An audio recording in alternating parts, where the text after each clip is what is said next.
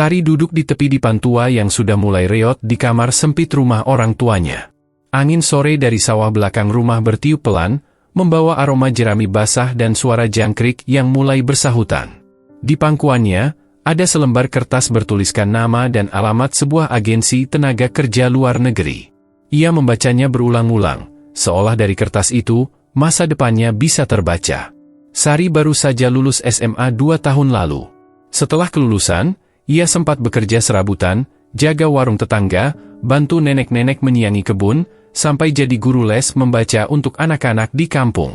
Tapi semua itu tak cukup untuk membantu ekonomi keluarga yang kian sulit.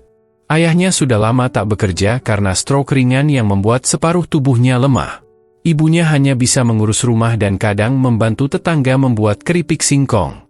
Adik bungsunya masih duduk di bangku SMP dan butuh biaya sekolah.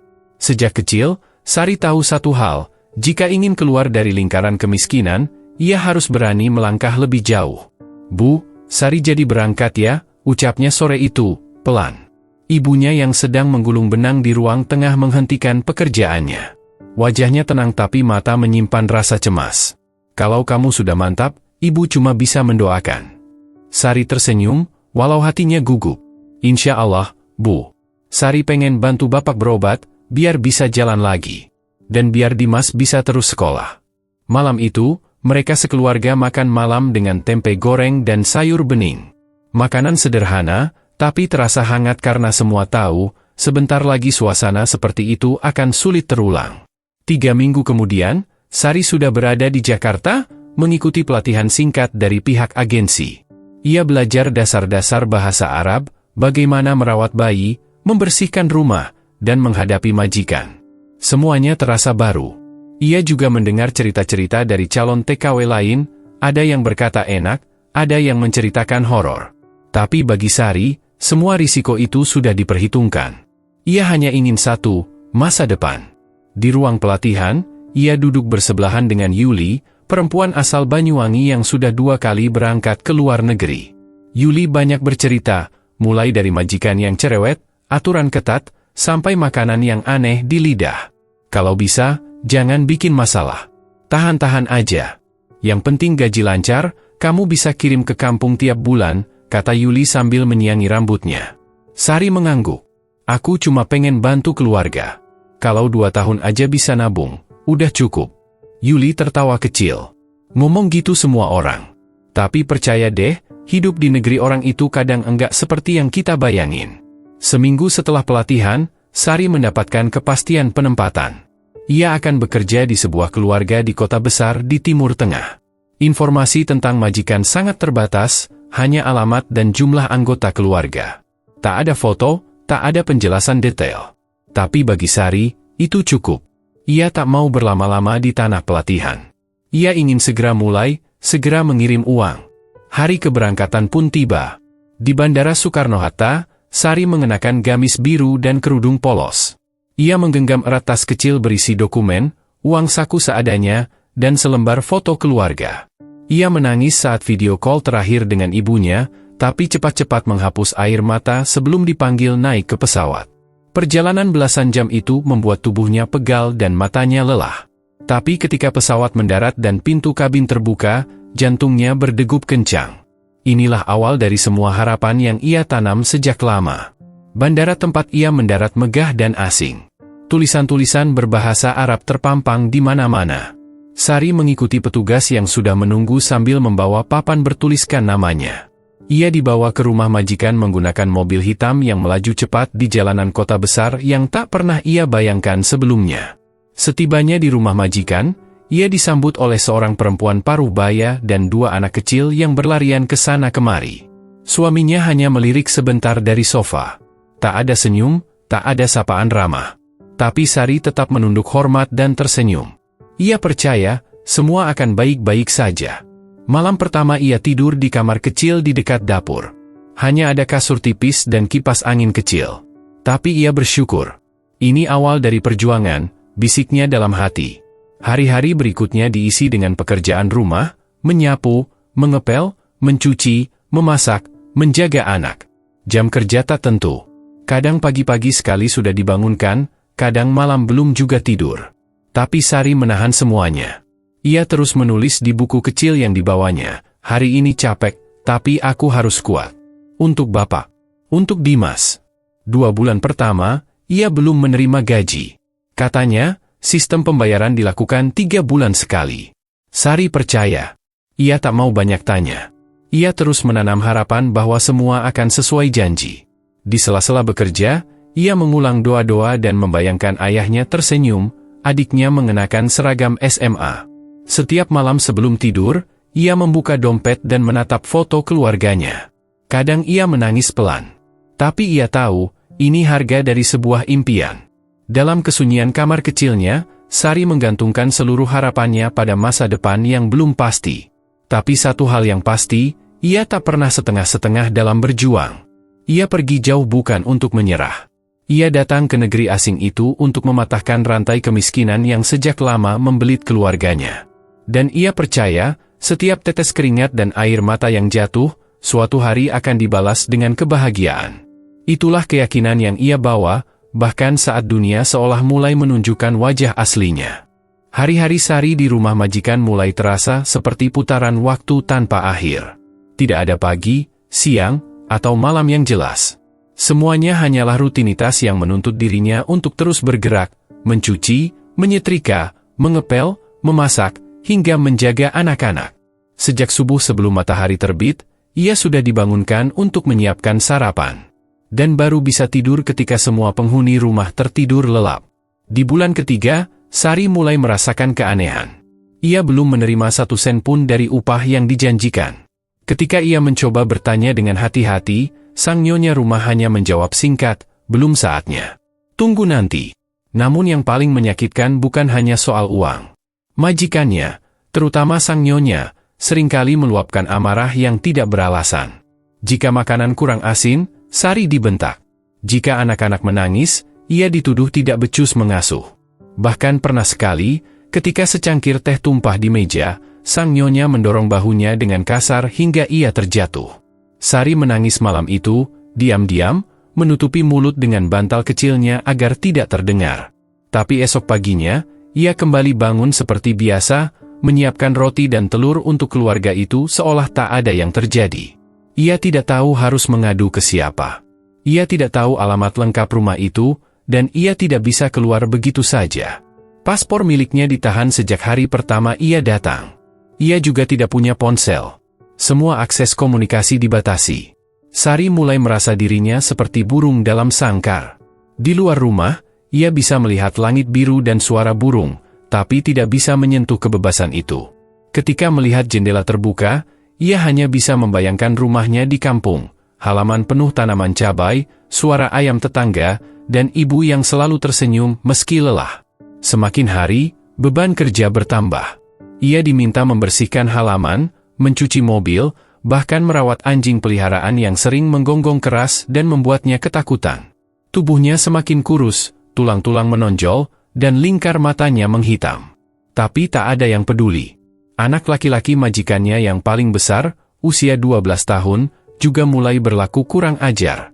Kadang menarik kerudungnya sambil tertawa. Kadang menyembunyikan barang-barang lalu menuduh Sari mencurinya. Ketika Sari melapor pada nyonya rumah, jawabannya hanya, "Anak kecil wajar nakal. Kamu saja yang terlalu sensitif." Hari-hari berat itu membuat Sari mulai kehilangan semangat. Ia tidak tahu hari apa. Ia tidak tahu bulan apa. Ia bahkan tidak yakin berapa lama lagi ia bisa bertahan. Yang membuat hatinya semakin runtuh adalah ketika mendengar kabar dari salah satu tamu majikan, bahwa selama 3 bulan pertama, gaji Sari seharusnya sudah ditransfer ke agensi di negaranya. Tapi ia tak mendapat kabar apapun dari pihak agensi. Tidak ada kiriman uang, tidak ada kabar keluarga. Ia merasa benar-benar terputus dari dunia. Suatu malam, ketika ia sedang mencuci piring, sang majikan laki-laki pulang larut malam. Ia dalam keadaan mabuk dan bersikap kasar. Sari berusaha menghindar, menyibukkan diri mencuci agar tak dimarahi. Tapi kali ini, sang majikan mulai melecehkan secara verbal. Kata-katanya membuat Sari gemetar ketakutan. Untungnya, nyonya rumah datang dan membentak suaminya. Tapi kejadian itu membuat Sari tak bisa tidur malam itu. Ia sadar, tinggal di rumah itu semakin berbahaya. Esoknya, ia berusaha menyampaikan niat untuk pulang kepada nyonya rumah. "Saya sudah cukup, saya ingin berhenti," katanya dengan suara pelan. Tapi tanggapan yang ia terima sangat mengejutkan. Nyonya rumah berteriak padanya, memukul meja, dan mengatakan bahwa ia tidak boleh pergi sampai kontrak 2 tahun selesai. "Kalau kamu kabur, kamu tidak akan dapat apa-apa. Bahkan bisa masuk penjara." Sari ketakutan. Ia kembali ke kamarnya dengan tubuh gemetar. Ia tahu, kalau ia tetap tinggal, ia bisa hancur. Tapi kalau kabur, ia tak tahu kemana harus pergi. Dari balik jendela kecil di kamarnya, ia memandang langit malam. Bintang-bintang seperti redup, seakan ikut menyimpan kesedihan yang ia rasakan. Ia memejamkan mata, mencoba mengingat wajah ibunya. Hanya itu yang bisa menguatkannya. Dalam kesunyian malam itu, Sari mulai merencanakan sesuatu. Mungkin gila, mungkin berbahaya. Tapi ia tidak bisa terus seperti ini. Ia tahu, sudah waktunya memilih, tetap tinggal dan menderita, atau kabur dan menghadapi apapun risikonya. Malam itu, Sari duduk di sudut kamar kecilnya, lutut ditekuk, kepala disandarkan ke dinding. Tubuhnya gemetar, bukan karena udara dingin dari kipas angin kecil yang berputar lamban di atas, tapi karena ketakutan dan kelelahan yang bercampur jadi satu. Ia tidak sanggup lagi menangis. Air matanya seperti habis terkuras. Hari itu, majikannya memarahinya sepanjang hari. Mulai dari pagi, saat kopi yang disuguhkan katanya terlalu manis, hingga malam ketika anaknya jatuh di tangga dan entah bagaimana, Sari dianggap penyebabnya. Padahal saat itu, ia sedang mencuci baju di halaman belakang. Hinaan demi hinaan keluar dari mulut sang nyonya. Kata-kata kasar dalam bahasa asing itu memang tak semua ia pahami, tapi nada suaranya sudah cukup menyakitkan. Suaminya hanya diam, bahkan sempat ikut menunjuk-nunjuk Sari seperti sedang memarahi seekor anjing. Yang membuatnya semakin terpukul adalah perlakuan sang anak yang semakin menjadi-jadi. Hari itu, anak lelaki itu melemparkan sendok ke arahnya. Ujung logam sendok itu menghantam pipinya. Luka kecil memang, tapi rasa sakit di dalam hatinya jauh lebih besar. Sari memandangi bayangannya di cermin kecil di dinding kamar. Matanya sembab, pipinya memar, dan rambutnya mulai rontok karena stres. Ia bahkan sudah lupa kapan terakhir kali tertawa. Hidupnya terasa gelap, seperti berjalan di lorong panjang tanpa ujung. Malam itu, untuk pertama kalinya ia berpikir, apakah hidupnya akan berakhir di negara asing ini? Pikiran itu menakutkan. Tapi ia merasa seperti tak punya jalan keluar. Ia tidak bisa kabur, pintu selalu terkunci, paspornya ditahan, dan ia tidak mengenal siapapun di luar rumah. Ia juga tak tahu di mana letak kantor agensi atau kedutaan. Bahkan ia belum tahu nama jalan tempat ia tinggal. Sari mencoba mengingat kembali alasan ia berangkat dari kampung. Ia ingin menyembuhkan ayahnya, menyekolahkan Dimas, dan membuat ibunya bisa tersenyum. Tapi kini, ia bahkan tidak tahu apakah ayahnya masih hidup atau tidak. Sudah berbulan-bulan ia tak mendapat kabar. Suatu malam, ketika sedang menyetrika, ia pingsan. Ia terbangun di lantai, peluh dingin membasahi tubuhnya.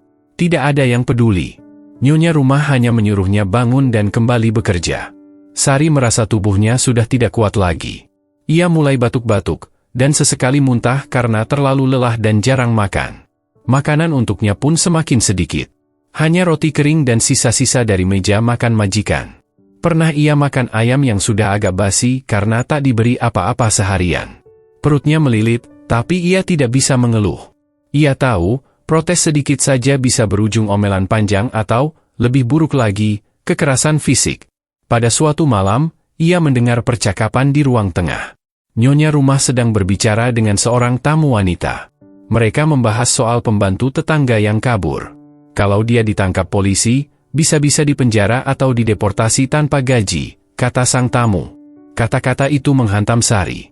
Ia ingin kabur, tapi jika ditangkap, ia bisa dipenjara dan dipulangkan tanpa apa-apa. Semua perjuangannya akan sia-sia. Ia tidak tahu hukum negara itu. Ia tidak tahu mana yang bisa dipercaya. Dunia terasa asing dan menakutkan. Beberapa malam kemudian, Sari bermimpi buruk. Dalam mimpinya, ia kembali ke kampung, tapi tidak ada yang mengenalinya. Ibunya sudah meninggal, adiknya tidak sekolah, dan rumah mereka hancur. Ketika ia bangun, ia terisak seperti anak kecil. Tangisnya tak tertahan. Saat itu, Ia merasa benar-benar di titik paling bawah dalam hidupnya. Ia mulai menulis surat kepada ibunya di atas sobekan kardus bekas. Tulisannya kecil-kecil, agar bisa muat banyak. "Ibu, Sari masih hidup, Bu. Sari masih kuat. Tapi Sari capek. Sari kangen rumah. Kangen masakan ibu. Kangen suara ayam pagi-pagi. Kangen duduk di bawah pohon jambu. Tapi Sari harus sabar, ya Bu. Sari akan cari jalan keluar. Sari janji, enggak akan nyerah." Surat itu tidak pernah dikirimkan. Ia hanya menyimpannya di bawah lipatan bajunya, sebagai penguat ketika rasa takut mulai datang. Pada minggu berikutnya, tubuh Sari mulai benar-benar melemah. Ia sering terjatuh saat berjalan. Pernah suatu kali ia jatuh di kamar mandi dan lututnya berdarah. Tapi majikan hanya berkata, "Jangan lebay. Bersihkan sendiri." Sari mulai menyadari bahwa kalau ia terus tinggal di rumah itu, bisa jadi ia tidak akan pernah pulang. Ia bisa mati pelan-pelan. Ia tidak akan sempat memeluk ibunya lagi. Ia tidak akan sempat melihat adiknya wisuda. Suatu malam, ketika semua penghuni rumah sudah tidur, ia duduk lama di depan jendela kecil kamarnya. Cahaya dari luar temaram. Ia melihat bulan menggantung rendah di langit. Hatinya terasa kosong, tapi satu titik kecil dalam dirinya mulai menyala. "Saya tidak boleh mati di sini," bisiknya pelan. "Saya harus keluar. Saya harus cari jalan." Ia mulai membuat rencana kecil-kecilan. Ia mulai memperhatikan kebiasaan majikannya. Kapan pintu dibuka? Kapan mereka tidur? Kapan anak-anak berangkat sekolah? Ia mulai menyimpan sedikit makanan di kantong bajunya. Ia bahkan menyimpan tutup botol sebagai alat darurat jika harus membuka pintu. Ia tahu, pelariannya nanti akan sangat berisiko. Ia bisa tersesat, bisa ditangkap, bisa diperlakukan lebih buruk. Tapi di titik itu, semua lebih baik daripada terus menjadi budak tanpa hak dan suara. Pada malam itu, untuk pertama kalinya setelah sekian lama, Sari tidak menangis. Ia hanya diam, menggenggam surat untuk ibunya erat-erat, dan menatap langit yang jauh. Titik terendah itu telah ia lewati. Yang tersisa sekarang hanyalah keberanian, atau setidaknya, secercah keberanian yang mulai tumbuh dari sisa-sisa harapan yang hampir padam. Malam itu, langit kota masih kelabu, dan angin padang pasir menerpa perlahan dari sela jendela kamar Sari. Di dalam, ia duduk dengan degup jantung tak karuan. Tangan kirinya menggenggam potongan roti kering dan botol plastik kecil yang ia isi diam-diam dari keran kamar mandi. Di bawah baju, ada surat untuk ibunya dan uang receh sisa pemberian sopir majikan tempo hari. Itulah semua yang ia punya. Hari itu, semua berjalan seperti biasa. Anak-anak pergi sekolah, Nyonya sibuk dengan telepon, dan sang majikan pergi bekerja. Tapi Sari tahu, malam nanti adalah waktu terbaik. Nyonya rumah biasa tidur cepat, dan sang majikan selalu pulang larut malam. Pintu belakang akan dibiarkan tidak terkunci setelah sang sopir membuang sampah. Sari sudah mengamati ini selama lebih dari seminggu. Ia menghitung waktu, memetakan kebiasaan, dan menghafal suara langkah kaki di dalam rumah. Kini, semuanya tinggal keberanian. Tepat pukul 2 dini hari, Sari membuka pintu kamarnya perlahan. Rumah itu sunyi. Tak ada suara televisi, tak ada langkah kaki. Ia membuka sandal jepitnya dan berjalan dengan kaki telanjang, agar tidak menimbulkan suara. Lorong menuju dapur seolah lebih panjang dari biasanya. Setiap derit lantai kayu membuatnya menahan napas. Tangannya gemetar saat membuka pintu belakang. Pintu itu sedikit macet, seperti melawan niatnya untuk kabur. Tapi dengan sedikit dorongan, ia terbuka. Udara malam menerpa wajahnya. Sari nyaris menangis. Untuk pertama kalinya setelah berbulan-bulan, ia menghirup udara luar tanpa rasa takut. Tapi ia tahu, belum waktunya bersyukur. Ia masih di halaman belakang rumah majikan. Ia harus melangkah lebih jauh. Ia menyelinap keluar pagar belakang yang tidak terlalu tinggi. Tangannya terluka saat memanjat, tapi ia tidak peduli. Ia hanya ingin pergi sejauh mungkin. Di jalan raya, ia menyembunyikan diri di balik tembok dan semak. Beberapa mobil melintas cepat. Kota itu tak pernah tidur. Sari tak tahu pasti kemana harus pergi. Tapi ia ingat sebuah masjid besar yang pernah dilewati saat ia dijemput dari bandara dulu. Masjid itu bisa jadi tempat aman. Ia berjalan ke arah barat, mengikuti suara azan subuh yang samar terdengar dari kejauhan. Langkahnya lambat. Kaki telanjangnya mulai sakit karena aspal kasar. Roti yang ia bawa tinggal separuh. Tapi ia terus berjalan. Tak ada pilihan lain. Di tikungan jalan, seorang pria tua penjaga toko menyapanya. Sari membungkuk sopan, mencoba tidak mencuri perhatian. Tapi wajahnya yang pucat dan bajunya yang kumal jelas menarik perhatian siapapun. "Ana muskil?" tanya pria itu dalam bahasa Arab. Sari menggeleng. "Masjid? Masjid?" ujarnya dengan pelan, menunjuk ke arah jalan. Pria itu menunjuk arah lurus dan menyebutkan nama jalan. Sari mengangguk berterima kasih dan kembali berjalan. Tepat saat matahari mulai naik, ia melihat kubah masjid dari kejauhan. Tangisnya nyaris pecah. Ia berlari kecil, meski kakinya sakit. Sampai di pelataran masjid, ia duduk di bawah pohon, menangis dalam diam. Untuk pertama kalinya, ia merasa sedikit aman. Seorang wanita paruh baya dengan jilbab abu-abu menghampirinya. Ia bekerja sebagai petugas kebersihan di masjid itu. "Kamu kerja di mana?" tanya wanita itu dalam bahasa Indonesia yang fasih. Sari terkejut. "Ibu orang Indonesia?" Wanita itu mengangguk. "Saya di sini sudah 20 tahun. Kamu kenapa?" Sari tidak langsung menjawab. Ia hanya menangis. Tangis yang selama ini tertahan. Setelah beberapa menit, ia mulai bercerita, pelan-pelan, dengan suara gemetar. Tentang majikannya. Tentang penyiksaan. Tentang tidak digaji. Tentang malam itu. Wanita itu menepuk bahunya, lalu menghubungi seseorang lewat ponsel tuanya. "Kamu ikut saya? Ada penampungan pekerja migran di pinggir kota. Saya antar kamu ke sana." Hari itu, Sari naik mobil bak terbuka milik suami wanita itu. Di sepanjang perjalanan, ia menggenggam erat surat untuk ibunya. Hatinya masih takut, tapi kini ada sedikit harapan. Ia tahu pelariannya belum selesai. Ia bisa saja ditangkap, bisa saja ditolak di penampungan. Tapi apapun risikonya, ia sudah melangkah. Ia sudah melawan. Dan itu adalah awal dari perubahan. Sari tiba di penampungan dengan tubuh lelah dan mata bengkak karena menangis. Gedung tempat penampungan itu terletak di pinggir kota, tersembunyi di balik deretan gudang dan toko bahan bangunan. Bangunannya tidak terlalu besar, tapi cukup ramai. Di sana, puluhan perempuan dari berbagai daerah Indonesia tinggal sementara, menunggu proses hukum, bantuan hukum, atau kepulangan ke tanah air. "Masuk dulu. Kamu bisa istirahat di ruang perempuan," kata Ibu Rina, perempuan paruh baya yang menolong Sari dari masjid tadi pagi. "Saya sudah telepon pengurus di sini. Kamu akan aman. Tidak usah takut." Sari menatap wajah Ibu Rina yang teduh. Rasanya seperti melihat ibunya sendiri. Ia mengangguk, lalu mengikuti langkah Ibu Rina ke dalam. Lantai semen dingin menyambut telapak kakinya yang masih terluka. Beberapa perempuan menyapanya ramah, ada yang sedang melipat pakaian, ada yang duduk berkelompok sambil berbicara pelan. Ruang perempuan itu tidak besar. Hanya ada kasur tipis berjajar di lantai, lemari plastik kecil di sudut ruangan, dan sebuah kipas angin tua yang berputar pelan. Tapi bagi Sari, tempat itu terasa seperti surga setelah sekian lama hidup dalam penindasan. Hari pertama, ia tidur nyenyak seperti bayi. Rasa aman membuat tubuhnya bisa benar-benar beristirahat. Tidak ada teriakan majikan, tidak ada pintu terkunci, tidak ada rasa takut saat malam tiba. Hanya napas tenang perempuan-perempuan lain yang menemaninya tidur. Keesokan harinya, Sari mulai mengenal teman-teman di penampungan. Ada Mbak Lastri dari Kediri, yang sudah setahun menunggu proses hukum karena dianiaya majikan. Ada Yuni dari Medan, yang kabur karena tidak digaji selama 2 tahun.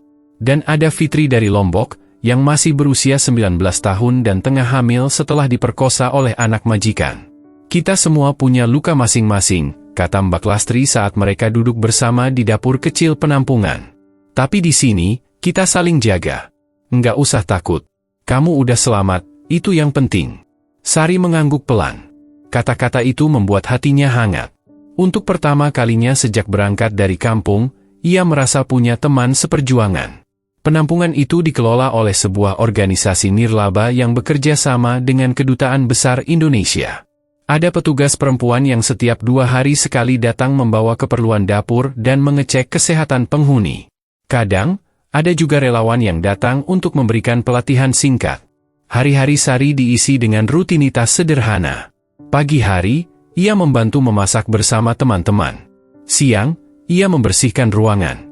Sore, Mereka berkumpul di aula kecil untuk berbagi cerita, menonton TV tua, atau sekadar duduk sambil menatap senja dari balik jendela kawat.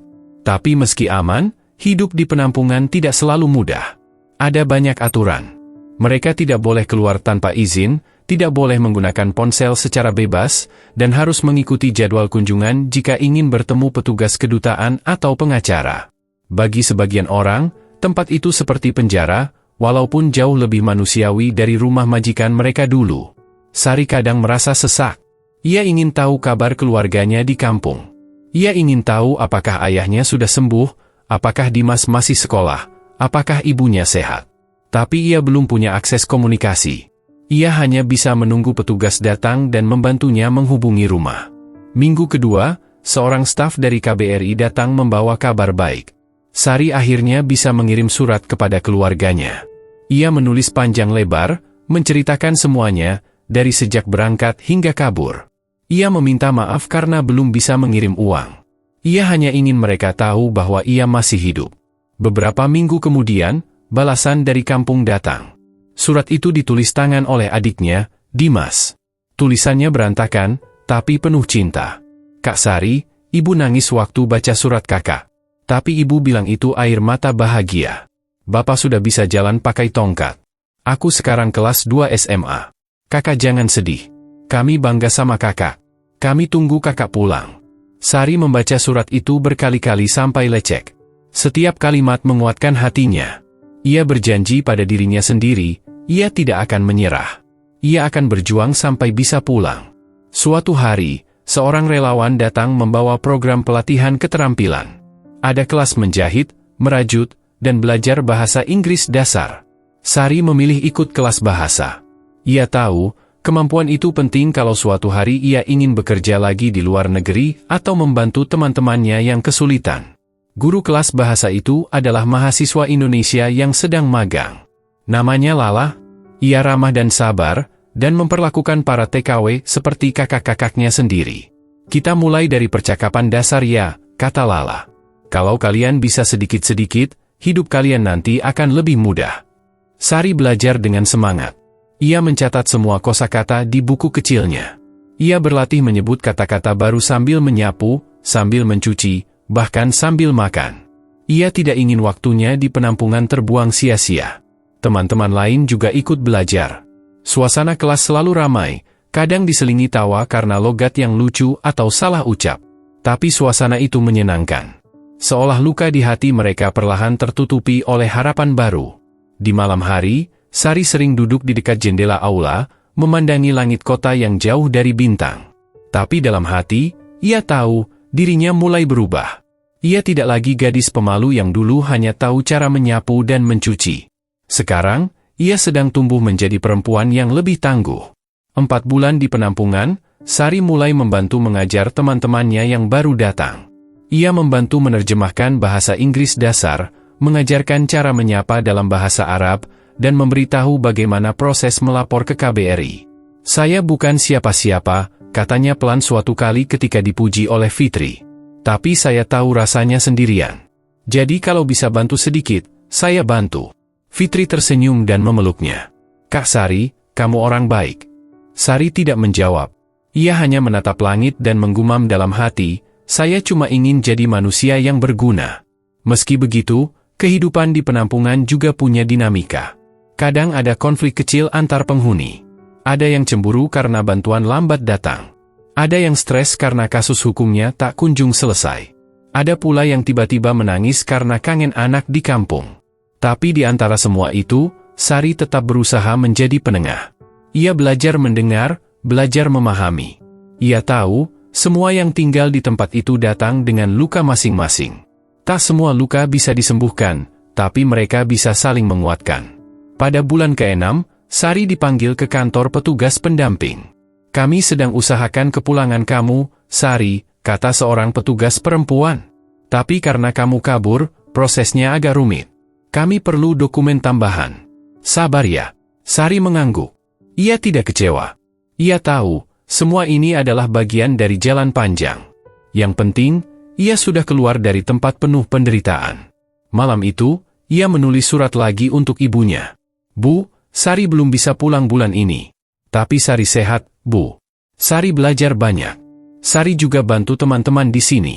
Mungkin jalan pulang Sari masih jauh. Tapi Sari janji, suatu hari nanti, Sari akan pulang bukan sebagai orang kalah, tapi sebagai orang yang sudah belajar berdiri sendiri. Surat itu ia lipat dan simpan di bawah bantal. Dalam tidur yang tenang malam itu, Sari tersenyum kecil. Di tengah ketidakpastian, ia sedang menemukan dirinya yang baru.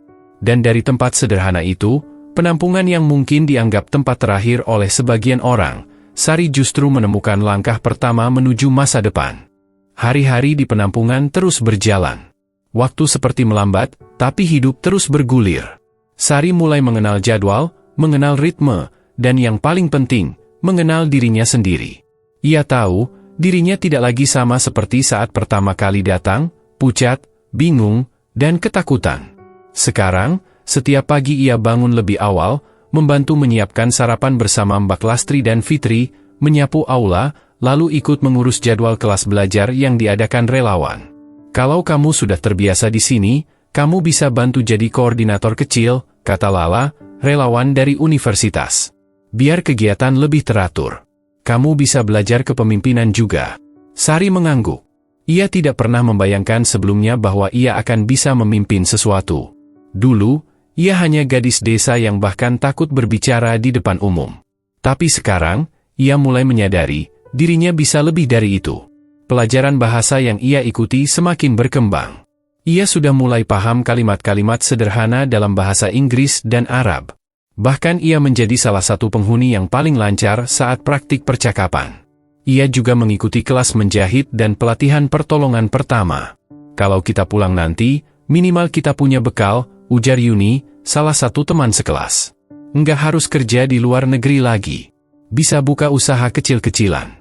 Kalimat itu menancap di benak Sari. Ia mulai membayangkan kemungkinan baru. Mungkin nanti ia bisa buka jasa jahit di kampung. Atau mengajar ibu-ibu tentang dasar-dasar bahasa Inggris. Ia ingin pulang bukan hanya sebagai korban, tapi sebagai perempuan yang punya sesuatu untuk dibagikan. Suatu hari, sebuah organisasi internasional datang mengunjungi penampungan. Mereka membawa buku-buku, alat tulis, bahkan satu set laptop bekas untuk pelatihan komputer dasar. Sari langsung mendaftar. Meski belum pernah menyentuh komputer sebelumnya, ia ingin belajar. Kelas komputer itu jadi momen penting bagi Sari.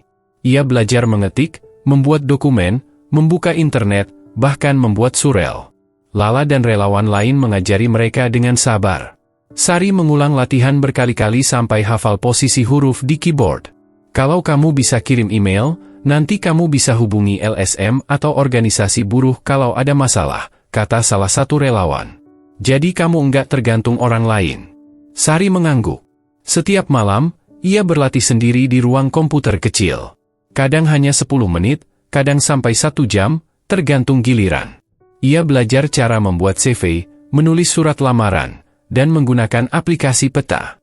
Selama pelatihan itu, Sari juga mulai belajar tentang hak-hak pekerja migran. Ada satu sesi khusus yang dibawakan oleh pengacara perempuan asal Indonesia. Ia menjelaskan tentang hukum ketenagakerjaan, kontrak, serta prosedur hukum jika terjadi kekerasan atau pelanggaran hak. Sari mencatat semuanya dengan saksama. Ia baru sadar bahwa selama ini ia benar-benar buta hukum. Ia tidak tahu kalau majikannya melanggar banyak hal. Tidak tahu kalau ia seharusnya bisa melapor sejak awal. Tapi ia tidak ingin menyesal. Ia ingin ilmu itu berguna untuk orang lain nanti. Pada suatu sore, ia berbicara panjang dengan Lala. Kamu tahu, La, ujar Sari sambil menyisir rambutnya di depan kaca kecil. Dulu aku pikir aku ini lemah. Nggak bisa apa-apa. Tapi ternyata, kalau dikasih kesempatan, aku bisa juga. Lala tersenyum. Kamu bukan dikasih kesempatan, Sar? Kamu yang rebut sendiri. Kamu yang bangun tiap pagi, belajar, bantu teman-teman. Itu kamu yang pilih. Sari terdiam. Ia belum pernah memandang dirinya sendiri dengan cara itu. Tapi sekarang, ia mulai percaya bahwa ada kekuatan dalam dirinya yang dulu tertutup oleh rasa takut. Setiap hari, Sari menuliskan pelajaran-pelajaran kecil yang ia dapatkan di buku catatan. Buku itu sudah hampir penuh. Isinya macam-macam, kata-kata bahasa Inggris, langkah-langkah menjahit, alamat lembaga bantuan, sampai doa-doa pendek yang ia baca setiap malam. Ia juga mulai menulis jurnal harian. Di sana ia curahkan perasaan, kekhawatiran, dan harapan. Menulis menjadi terapi baginya. Ia menulis tentang masa kecilnya, tentang ayahnya yang suka bercerita, tentang ibunya yang suka menyanyi sambil memasak, dan tentang mimpinya membangun rumah kecil dari hasil jerih payah sendiri. Di tengah semua kegiatan itu, ada satu kabar baik, kasus hukum Sari mulai ditangani lebih serius. Dengan bantuan organisasi HAM, ia didampingi oleh pengacara lokal. Mereka mengirim surat ke majikannya dan menuntut pembayaran gaji yang belum dibayar. Kami tidak bisa janji menang, tapi minimal mereka tahu kamu tidak sendiri, kata pengacaranya. Sari mengangguk. Ia tidak terlalu berharap uangnya kembali. Tapi ia merasa dihargai. Perjuangannya dianggap sah. Ia bukan lagi pembantu tak bernama. Ia seorang manusia yang punya hak. Bulan demi bulan berlalu. Penampungan terasa seperti rumah kedua. Ia tahu, tidak bisa selamanya tinggal di sana. Tapi selama menunggu kepulangan, ia ingin menjadikan waktunya sebermanfaat mungkin. Ia mulai mengajar kelas menjahit untuk para pendatang baru. Ia juga membantu menerjemahkan saat ada penghuni baru yang belum bisa bahasa lokal. Kadang, ia ikut menenangkan mereka yang baru datang dengan luka dan trauma. Dulu aku juga seperti kamu, katanya suatu hari pada seorang TKW muda dari Banten. Tapi sekarang kita di sini. Kita aman. Kita mulai dari sini. Malam-malam Sari kini tidak lagi penuh tangis. Ia lebih sering duduk di teras kecil penampungan, memandangi bulan sambil menyulam. Di tangannya, benang dan kain menjadi tas kecil, taplak meja, bahkan baju bayi. Kalau aku pulang nanti, aku mau jual hasil sulamanku, ujarnya pada Mbak Lastri. Biar bisa hidup tanpa harus pergi jauh-jauh lagi. Mbak Lastri tertawa kecil. Kalau kamu buka usaha, aku jadi pelanggan pertama. Sari tersenyum. Ia tahu, hari itu akan datang. Dan saat itu tiba, ia ingin berdiri tegak di hadapan dunia, dengan kepala terangkat tinggi. Karena dari reruntuhan luka, ia telah membangun kekuatan baru, kekuatan dari keberanian, dari ilmu, dari harapan, dan dari cinta pada kehidupan yang layak. Hari itu udara panas menyengat, tapi suasana di penampungan justru penuh tawa. Beberapa perempuan sedang latihan drama kecil-kecilan di aula depan. Sari berdiri di sudut, tertawa pelan saat melihat Fitri memerankan majikan galak dengan logat Jawa kental. Di antara keterbatasan, para TKW itu menciptakan hiburan sederhana yang mampu membuat mereka lupa sejenak pada luka dan trauma. Ini obat stres terbaik, kata Mbak Lastri sambil mengipas-ngipas wajah dengan sapu lidi.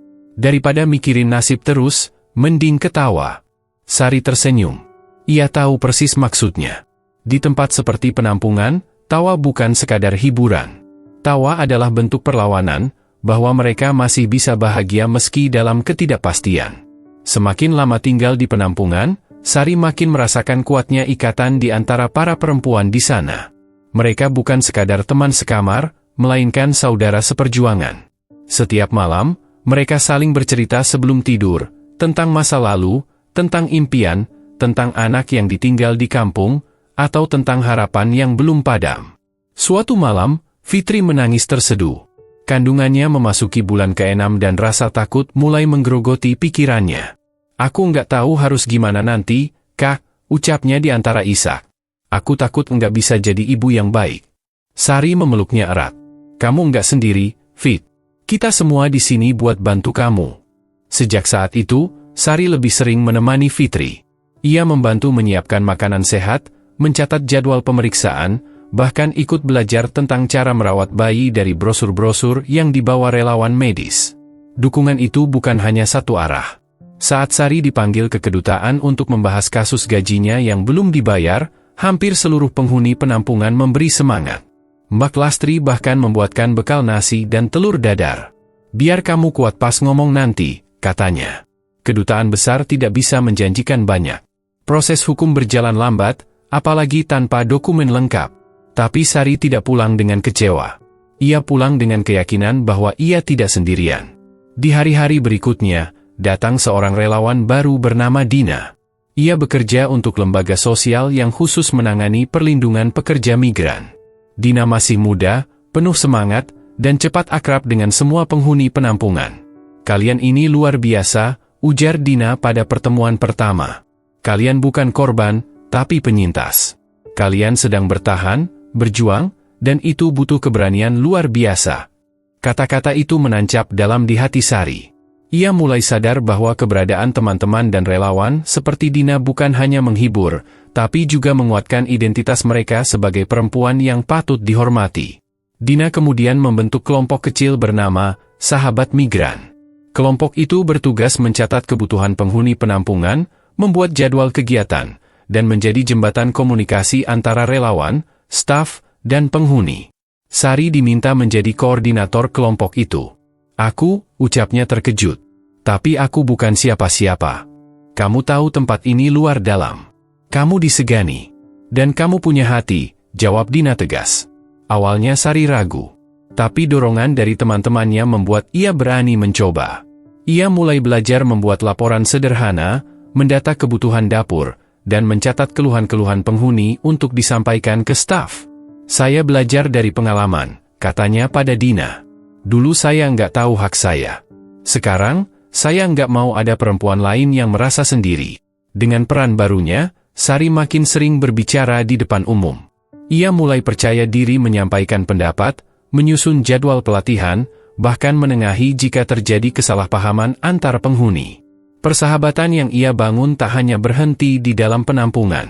Ia mulai berkenalan dengan relawan dari negara lain, berbagi cerita dan perspektif. Suatu hari, seorang relawan dari Filipina berkata, kami juga punya kisah serupa. Tapi kalian lebih kuat dari yang kalian pikirkan. Kalimat itu menguatkan hati Sari. Ia sadar bahwa perjuangan mereka adalah bagian dari perjuangan global perempuan migran di seluruh dunia. Dari hari ke hari, Sari melihat perubahan nyata di penampungan. Dulu banyak yang hanya duduk diam, menangis, atau marah-marah. Sekarang mereka aktif, saling bantu, dan saling peluk saat ada yang bersedih. Suatu malam, ketika Fitri mulai merasakan kontraksi pertamanya, semua perempuan di penampungan siaga. Sari memanggil ambulans, Yuni menyiapkan tas bayi, dan Mbak Lastri membaca doa keras-keras. Beberapa jam kemudian, Fitri melahirkan bayi perempuan di rumah sakit dengan selamat. Ketika ia kembali ke penampungan seminggu kemudian, semua orang menyambut dengan pelukan. Namanya Aisyah, kata Fitri sambil tersenyum lelah. Aku ingin anakku tumbuh jadi perempuan kuat, seperti kalian. Sari menggendong Aisyah kecil dan tak kuasa menahan air mata. Di tengah keterbatasan, sebuah kehidupan baru lahir. Itu pertanda bahwa harapan selalu punya ruang, bahkan di tempat yang paling sempit sekalipun. Hari-hari berikutnya, Sari makin yakin bahwa keberadaannya di penampungan bukanlah kutukan, melainkan kesempatan.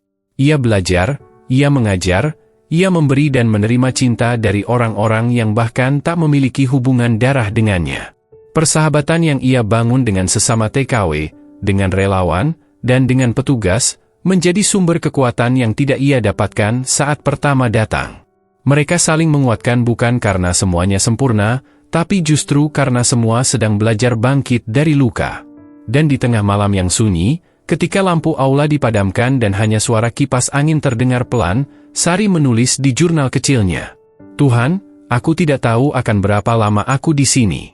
Tapi aku tahu, Engkau tidak menaruhku di tempat ini tanpa alasan. Karena lewat orang-orang ini, aku menemukan makna rumah yang sebenarnya. Kini, penampungan bukan lagi sekadar tempat singgah. Bagi Sari, itu adalah sekolah kehidupan. Tempat di mana luka dijahit perlahan, dan kekuatan dibangun bersama-sama, dengan nama yang paling sederhana, persahabatan. Setelah berbulan-bulan tinggal di penampungan, Sari mulai merasakan dorongan kuat untuk melangkah ke tahap berikutnya. Ia bersyukur bisa tinggal di tempat aman, tapi ia sadar tidak bisa selamanya bergantung pada penampungan. Ada dunia di luar sana yang harus ia hadapi. Ada kehidupan yang perlu ia mulai kembali. Kalau terus di sini, kita bisa nyaman tapi enggak maju, kata Dina saat rapat mingguan sahabat migran. Kalian yang sudah siap harus mulai pikirkan langkah selanjutnya, pulang, atau cari pekerjaan baru yang layak. Kalimat itu menghantam hati Sari. Ia tahu dirinya belum ingin pulang dengan tangan kosong. Tapi mencari pekerjaan di luar, di negara yang dulu memperlakukan dirinya seperti budak, bukan keputusan mudah. Ia mulai mendatangi sesi bimbingan hukum dan konsultasi migrasi. Di sana, Para relawan menjelaskan bahwa ada jalur legal untuk bekerja kembali asalkan memiliki dokumen lengkap dan majikan baru yang terverifikasi. Sari mulai mengurus dokumen satu persatu, paspor pengganti, KTP luar negeri, dan surat pelaporan kasus ke kantor hukum lokal. Ini seperti membangun jembatan dari puing-puing, katanya pada Fitri. Fitri mengangguk sambil menyusui Aisyah. Tapi jembatan ini akan bawa kamu ke tempat yang lebih baik. Minggu demi minggu, Sari sibuk dengan jadwal ke kantor imigrasi, ke kedutaan, ke lembaga bantuan. Ia mencatat semua tanggal penting di dinding kamarnya. Ia sudah tidak lagi merasa bingung seperti dulu. Sekarang, ia tahu kemana harus pergi dan siapa yang bisa dimintai tolong. Salah satu organisasi menawarkan program kerja sementara dengan pengawasan ketat. Pekerjaan itu adalah membantu di dapur restoran milik diaspora Indonesia. Gajinya tidak besar, tapi cukup untuk menabung. Lebih penting lagi, pekerjaan itu legal dan aman. Sari sempat ragu. Apa aku sanggup kembali kerja lagi? Tanyanya pada Dina. Dina menatapnya lekat-lekat. Sari yang dulu mungkin takut. Tapi Sari yang sekarang sudah jauh lebih kuat. Dengan restu dari pihak penampungan dan pengacara, Sari memulai pekerjaan barunya. Setiap pagi ia dijemput oleh staf restoran dan diantar pulang sore hari. Ia kembali mencuci piring, menyapu lantai, dan memotong sayuran, pekerjaan yang dulu membuatnya trauma. Tapi kali ini, ia bekerja dengan hak yang jelas dan majikan yang menghargai. Setiap minggu, ia menerima gaji dan menabung diam-diam di koper kecil yang disimpan di bawah tempat tidurnya. Ia juga mengirim sebagian uang ke rekening adiknya di kampung. Simpan baik-baik, Mas Dimas. Buat sekolah, tulisnya dalam surat. Selain bekerja, Sari juga mulai merencanakan kepulangan. Ia mengikuti kelas reintegrasi, belajar cara mengelola keuangan, membuat rencana usaha, dan memahami proses pemulangan secara mandiri. Relawan mengajaknya menyusun rencana hidup. Apa cita-citamu? Tanya Lala sambil menuliskan poin-poin di papan. Sari tersenyum kecil. Punya kios kecil di pasar. Jual jajanan dan hasil sulaman. Bisa kumpul sama ibu dan adik. Hidup tenang. Rencana itu tampak sederhana, tapi bagi Sari, itulah kemewahan. Bukan karena ia ingin kaya, tapi karena ia ingin bebas, bebas dari rasa takut, dari luka lama, dan dari rasa tak berdaya. Di sela-sela persiapan, ada banyak ujian. Proses hukum soal gajinya berjalan lambat. Kadang surat dari pengacara kembali tanpa tanggapan. Beberapa berkas harus diterjemahkan dan dilegalisasi ulang. Imigrasi sempat menolak dokumen karena ada perbedaan ejaan nama. Malam itu, Sari menangis diam-diam di belakang aula. Kenapa ya, Kak? Tanyanya pada Mbak Lastri yang menemukannya. Karena kamu manusia, jawab Lastri lembut. Boleh kok lelah. Tapi jangan berhenti. Kata-kata itu menjadi semacam pelindung baginya. Setiap kali merasa kecewa, Sari membaca ulang jurnalnya. Ia membaca surat untuk ibu, kenangan tentang ayah, dan harapan-harapan kecil yang dulu ia tulis saat hidup masih gelap. Dengan dukungan dari Dina dan relawan lainnya, Sari akhirnya mendapat informasi bahwa gajinya kemungkinan tidak akan dibayar penuh. Tapi sebagian bisa ditagihkan lewat perantara organisasi internasional. Ia menerima kenyataan itu dengan lapang. Yang penting aku selamat dan bisa bangkit, ujarnya pada Lala. Lala mengangguk. Dan kamu bisa bantu orang lain juga. Itu nilai yang lebih besar. Sebelum kepulangannya dijadwalkan, Sari diminta berbagi kisahnya dalam acara komunitas migran. Awalnya ia menolak, takut gemetar. Tapi Fitri menggenggam tangannya dan berkata, cerita kamu penting. Kalau bukan kamu yang bicara, siapa lagi? Malam itu, di depan puluhan hadirin, Sari berdiri dengan mikrofon di tangan. Ia menceritakan bagaimana ia dulu diperlakukan tidak manusiawi, bagaimana ia kabur, bagaimana ia hampir menyerah, dan bagaimana penampungan memberinya hidup kembali. Aku ingin bilang ke kalian semua, katanya, bahwa luka kita bisa jadi pelajaran. Dan dari pelajaran itu, kita bisa bantu perempuan lain agar tidak mengalami hal yang sama. Ruangan hening. Lalu tepuk tangan bergemuruh. Beberapa perempuan menangis. Dina memeluknya usai acara. Kamu bukan hanya penyintas, Sar. Kamu pemimpin. Hari-hari menjelang kepulangan, Sari mulai mengemas barang-barangnya. Tidak banyak, beberapa baju, buku catatan, alat jahit, dan selembar foto kecil keluarganya. Tapi yang lebih penting, ia membawa pulang keberanian, ilmu, dan cinta dari orang-orang yang telah bersamanya selama masa sulit. Di pagi terakhirnya di penampungan, Sari berdiri di depan cermin. Ia mengenakan baju terbaik yang dimilikinya, hasil jahitannya sendiri. Di dadanya, tersemat lencana kecil bertuliskan, Volunteer Leader, Sahabat Migran. Ia memeluk satu persatu penghuni penampungan. Air mata bercampur tawa. Dina mengantarnya ke bandara bersama beberapa staf. "Kalau sudah pulang, jangan putus kontak, ya," kata Dina.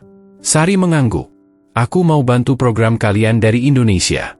Siapa tahu bisa jadi relawan juga." Dina tersenyum. "Itu baru Sari yang aku kenal." Dan ketika pesawat perlahan lepas landas, membawa Sari kembali ke tanah air, ia menatap langit dengan dada lapang. Ia tahu, meski masa depannya belum sepenuhnya pasti, jalan keluar sudah ia temukan. Dan kini, langkahnya menuju masa depan yang ia bangun sendiri, satu demi satu, dengan harapan dan keberanian. Pulang ke tanah air seharusnya menjadi momen bahagia. Tapi bagi Sari, itu baru awal dari tantangan berikutnya. Sesampainya di bandara, ia disambut oleh adiknya, Dimas, dan paman mereka yang kini tinggal di kota. Pelukan Dimas terasa lebih kuat dari terakhir kali mereka bertemu, seperti ingin memastikan bahwa kakaknya benar-benar pulang dan tidak hanya muncul dalam mimpi. "Rumah udah enggak kayak dulu, Kak," bisik Dimas di mobil. "Tapi ibu nunggu di rumah." Dia enggak berhenti mendoakan kakak setiap malam. Ketika Sari melangkah ke pekarangan rumah, kenangan masa kecil menyambutnya. Rumah itu memang lebih reot dari sebelumnya. Genteng bocor, lantai semen retak, dan pintu kamar hanya diganjal kursi plastik. Tapi ibu berdiri di ambang pintu, matanya basah, mulutnya gemetar menyebut nama Sari. Malam itu mereka makan bersama dengan nasi, tempe goreng, dan sayur bening.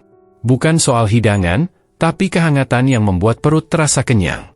Sari mengisahkan pengalamannya, tidak semua, tapi cukup untuk membuat keluarganya tahu bahwa ia telah melalui badai. Hari-hari awal di kampung terasa canggung. Tetangga datang satu persatu, sebagian bersimpati, sebagian bertanya terlalu banyak. Ada yang ingin tahu kenapa ia pulang lebih cepat, kenapa tidak membawa barang mahal, atau kenapa tubuhnya kurus. Sari tersenyum menanggapi semuanya. Ia tahu, hidup di kampung memang penuh suara. Tapi ia tidak mau tenggelam dalam gunjingan. Ia punya rencana. Ia mulai membuka kembali buku catatannya. Di dalamnya ada semua rencana kecil yang ia tulis saat di penampungan, membuka usaha jahit, membuat pelatihan bahasa untuk anak-anak desa, dan menjadi penyambung lidah bagi perempuan yang ingin merantau secara aman. Tapi membangun dari nol di kampung bukan hal mudah. Sari tidak punya modal besar. Ia mulai menjahit dengan mesin tua milik tetangga yang dipinjamkan secara cuma-cuma. Ia membuat tas kecil dari kain perca dan menjualnya di pasar mingguan. Awal-awal, ya rugi, katanya pada Dimas. Tapi yang penting jalan dulu. Ia juga menawarkan pelatihan gratis untuk anak-anak desa. Setiap sore, mereka berkumpul di teras rumah, belajar kosakata dasar bahasa Inggris, berhitung, dan menggambar. Tak lama, kabar tentang kegiatan itu tersebar. Beberapa ibu-ibu datang, menanyakan apakah mereka juga bisa ikut belajar. "Kami mau belajar bahasa, Kak Sari. Biar kalau kerja nanti enggak bingung lagi." Sari mengangguk. Ia senang, tapi juga bingung. Buku pelajarannya terbatas, alat tulis seadanya. Ia menghubungi Dina dan Lala, menceritakan bahwa ia mulai mengajar sukarela. Seminggu kemudian, sebuah paket besar datang. Isinya buku, spidol, alat tulis, dan bahkan satu laptop bekas. Sari menangis saat membukanya. "Ini bukan bantuan biasa," katanya pelan. "Ini kepercayaan." Namun, saat semuanya mulai berjalan, tantangan baru datang. Beberapa perangkat desa mempertanyakan aktivitas Sari. Mereka takut jika kegiatan itu akan menimbulkan kecemburuan sosial atau dianggap mencuci otak perempuan untuk tidak merantau. Sari dipanggil ke balai desa. "Kami mendukung niat baikmu," kata salah satu pejabat. "Tapi kamu harus tahu batas. Jangan mengajari hal-hal yang bisa membuat perempuan jadi membangkang." Sari menahan emosi. Ia tahu maksud mereka. Bagi sebagian orang, perempuan yang berpikir terlalu bebas dianggap ancaman. "Tapi bukankah lebih baik mereka tahu hak mereka sebelum berangkat?" ujar Sari hati-hati. Pejabat itu terdiam. Akhirnya mereka sepakat, Sari boleh melanjutkan asalkan kegiatan dilakukan terbuka dan tidak menyinggung nilai-nilai budaya. Masalah belum selesai. Dalam waktu yang sama, ibunya sakit. Pengobatan butuh biaya. Dimas yang kini bekerja serabutan tidak cukup menanggung semuanya. Sari mulai menjahit lebih banyak, bahkan menerima pesanan hingga malam. Tubuhnya lelah, pikirannya penuh. Tapi ia tidak mau menyerah. Ia kembali membaca jurnalnya, melihat foto Aisyah kecil yang dulu ia gendong di penampungan. Ia tahu, semangatnya dulu tidak boleh padam. Dina mengirim pesan lewat email, "Sari, jangan lupa istirahat. Kamu bukan penyelamat dunia. Kamu hanya perlu terus bergerak, walau pelan." Kata-kata itu menenangkannya. Ia mulai membagi waktu lebih bijak, menetapkan hari tanpa kerja, dan membuka ruang diskusi kecil dengan ibu-ibu di desa, bukan hanya soal kerja, tapi juga soal kesehatan dan pendidikan. Rintangan datang silih berganti. Tapi Sari mulai menghadapinya dengan kepala tegak. Ia tidak lagi takut menghadapi aparat, tidak ciut saat dagangannya tidak laku, dan tidak runtuh saat tubuhnya kelelahan. Karena kini, ia tahu siapa dirinya. Dan ketika suatu hari seorang ibu datang membawakan kain batik dan berkata, "Kak Sari, tolong jahitkan kebaya buat anak saya. Dia mau kerja ke luar negeri, tapi kami ingin dia belajar dulu sama kakak." Hati Sari seperti disiram matahari pagi. Itu artinya perjuangannya mulai berarti. Itu artinya ia tidak lagi hanya menyelamatkan dirinya, tapi membuka jalan bagi orang lain. Ia tahu, rintangan akan terus datang. Tapi kini ia tidak gentar. Karena dalam setiap luka, ada kekuatan. Dalam setiap tantangan, ada jalan. Dan dalam dirinya, kini tumbuh sesuatu yang tak bisa dibeli, keyakinan bahwa hidup layak diperjuangkan. 3 tahun telah berlalu sejak Sari kembali dari penampungan. Banyak hal telah berubah di desanya. Rumah tua mereka kini berdiri lebih layak dengan atap baru dan lantai keramik sederhana. Di bagian depan, berdiri papan kecil bertuliskan, "Rumah Belajar Sari, Bahasa dan Keterampilan untuk Masa Depan." Di dalam rumah, anak-anak tertawa sambil belajar menyebut nama-nama buah dalam bahasa Inggris. Di sudut ruangan, ibu-ibu duduk membentuk lingkaran, menyulam dan berdiskusi tentang rencana merantau dengan aman. Semua berlangsung hangat dan santai. Sari duduk di tengah mereka, tak lagi sebagai korban, tapi sebagai penggerak. Ia bukan hanya penyintas dari masa kelam, tapi juga motor perubahan di kampung kecilnya. Kegiatannya semakin luas. Beberapa organisasi mulai menjalin kerja sama dengannya. Ia diundang berbicara di acara-acara komunitas, diundang berbagi cerita oleh LSM Perlindungan TKI, bahkan sekali waktu, ia diminta mengisi acara pelatihan daring untuk calon pekerja migran. "Saya tidak ingin kisah saya terulang," ucapnya di setiap kesempatan. "Bukan hanya karena saya pernah disakiti, tapi karena saya tahu, kita bisa memilih jalan yang lebih baik jika kita tahu caranya." Program pelatihannya pun makin terstruktur. Ia membagi kelas menjadi 2, anak-anak dan calon TKW. Anak-anak belajar bahasa, matematika, dan nilai-nilai keberanian. Sementara calon TKW belajar soal hak-hak dasar, dokumen legal, cara menghindari penipuan agen, serta pelatihan keterampilan praktis seperti memasak, menjahit, dan merawat lansia. Banyak yang awalnya meragukan kemampuannya. Tapi Sari memilih menjawab dengan bukti. Satu persatu, lulusan pelatihannya berangkat ke luar negeri dengan jalur resmi. Beberapa mengirim kabar lewat WhatsApp, mengabari bahwa mereka baik-baik saja dan kini bisa menyisihkan uang untuk keluarga tanpa takut disiksa atau ditipu. Fitri, yang kini menetap di kota, kadang mengunjungi Sari membawa Aisyah. Anak itu berlarian di halaman sambil menyapa anak-anak kampung. "Dia selalu ingat kakak," kata Fitri. Katanya Kak Sari itu penyelamatnya. Sari hanya tersenyum. Ia tak merasa menjadi penyelamat siapa-siapa. Ia hanya menjalankan yang ia mampu. Tapi mendengar itu, hatinya hangat. Pemerintah desa akhirnya mengakui kegiatan Sari sebagai inisiatif masyarakat. Mereka bahkan memberikan dana bantuan kecil untuk mendirikan saung belajar permanen di samping rumahnya.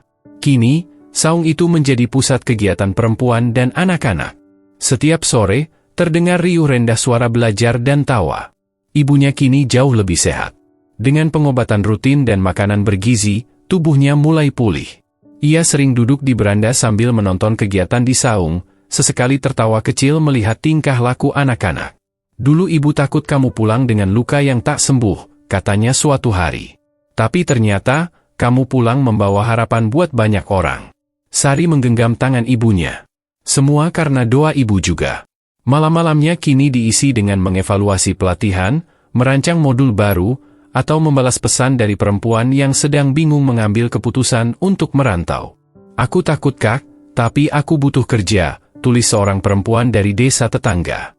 Sari membalas dengan sabar, memberi panduan, memberikan nomor kontak lembaga legal, dan mengajaknya datang ke pelatihan berikutnya. Ia tahu ia tidak bisa mengubah dunia sendirian. Tapi ia juga tahu, dengan membantu satu perempuan demi satu, dunia bisa berubah sedikit demi sedikit. Di acara peringatan Hari Pekerja Migran Internasional, Sari diundang berbicara mewakili komunitasnya.